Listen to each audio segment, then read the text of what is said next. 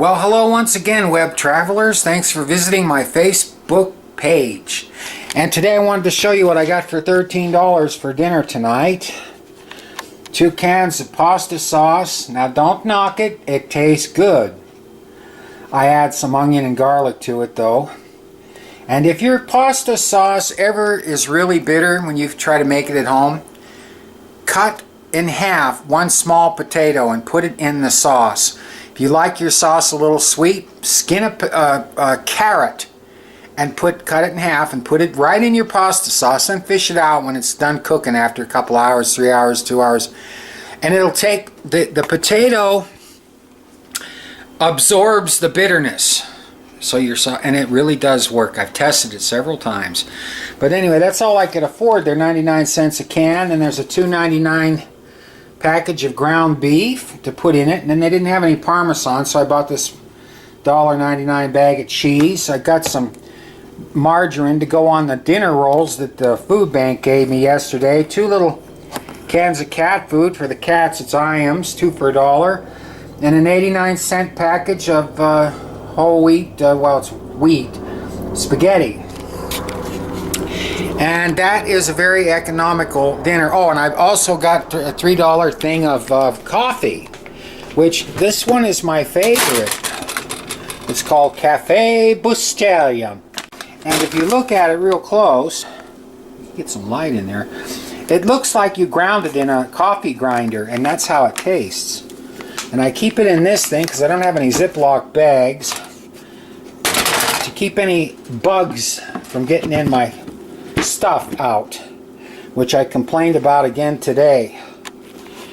They've been coming around and spraying. I want them to spray behind the stove and underneath the sink, and they're going to caulk underneath the sink because I told them I think the bugs are getting in from the pipes underneath the sink. So the guy said, okay, we'll send somebody over to caulk your underneath your sink. So maybe that'll help. But they do have an Orkin man that comes around, and you know, they're not like hundreds and thousands, just a few seen crawling around. But I don't care. I'm so paranoid now that every time I use a dish or silverware or anything, I wash it first. I have a basin full of hot soapy water with a spray of bleach, and that's what I do, even with my pots and pans before I use them, because it's gotten me so pissed off. At $900 a month, and I'm putting up with cockroaches. Good news though, they have opened up the list for low-income housing again, effective October 31. I saw on their website, so I have to get over to the housing authority. They've got this big old application though to fill out, but I will take pen in hand and go there and turn it in with all my other papers. I just hope they don't. Well, they might need some copies. Maybe they'll give me some free copies, you know, your income and stuff. And so I can get on a list, because I'm damn near getting to be 60 in a couple of months, and I am in fact disabled. So I qualify for low-income housing. And I should be entitled to it. I shouldn't have to be starving and eating 1 meal a day and running around going to the food bank. I can't get things done. So, yeah. Anyway, I've got this nice pot of coffee that I made. You only need a scoop for, you know, like 4 cups of that Cafe Bustelo. And that's it. I also, so the food was $13, and it's a nice, and I got, the cats get to eat good too. I got them some Iams wet, 2 for $1, and then I got these pills to take for the pain in my, fucking my feet, man.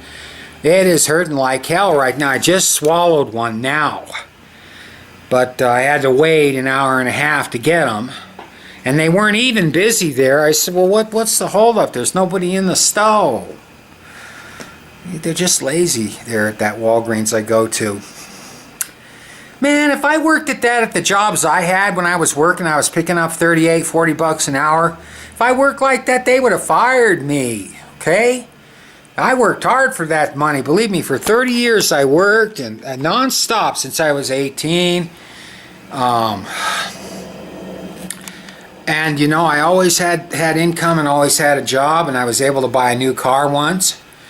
And everything, so you know, I did good. But then I came down with all this medical shit. And so now they're fucking me with the copays. And I just found out that on January 4th, Pfizer, the biggest drug company, is raising the rates on all their drugs. Thank you. And when Trump promised that the copays for medicine would go down, bullshit. He's not getting any vote from me come 2020. If I live that long, oh, hell nah.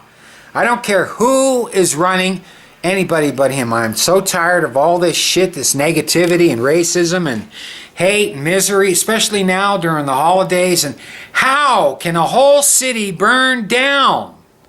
Have you ever asked yourself that? And what about places in New England back east? You know, there's a lot of forests and stuff back east, all over. It's not like California. They never have any fires like that burning up a whole city. There's thousands missing, burned to death, and their homes up there in paradise. How could a whole city burn down? Ask yourself that. What, I mean, I know Trump said because they're not raking the forest, but I'm thinking, well, why not? I thought that the forest people, like they do up here, they have controlled burns. They chop down old trees, and they have fire lines that they create to prevent fires, drastic fires that destroy people's lives, okay? A whole city completely destroyed and people dead too. I just can't fathom, why did that happen? You know, it angers me to know that has happened to people. And now those poor people are in a Walmart parking lot in Chico, a lot of them living in pup tents. The rain and the snow is coming, starting tomorrow up here. And what is the government going to do for them? Housing is bad enough from the other previous fires that we had through the summer here. Where are they all going to go? And so that is why I think people are not so gung-ho about the holidays this year. But I hope that they are being fed well and that they'll get turkey and everything at those poor souls. I really do. My heart goes out to them, and I have been praying for them. I'm not a fanatic, religious fanatic, and I'm not in church and stuff, but I do pray and I do believe in it because the man upstairs sure does help me. He's kept me alive 10 years when they said I wouldn't live. And here I am. Of course, I got all this other diabetes and all this shit going on, but I'm alive. And I'm able to take care of my cats and give them a good home and love them. And that's all that matters to me. So when you start thinking about saying thanks over the Thanksgiving table, thank the man upstairs for your health. Thank the man upstairs for a roof over your head and your job and your pets and those kind of things, because there sure are a lot of sad people out there right now during these holidays. And you probably don't want to watch this and hear it, but you've got to think, everyone should think about this and learn how to appreciate what you have.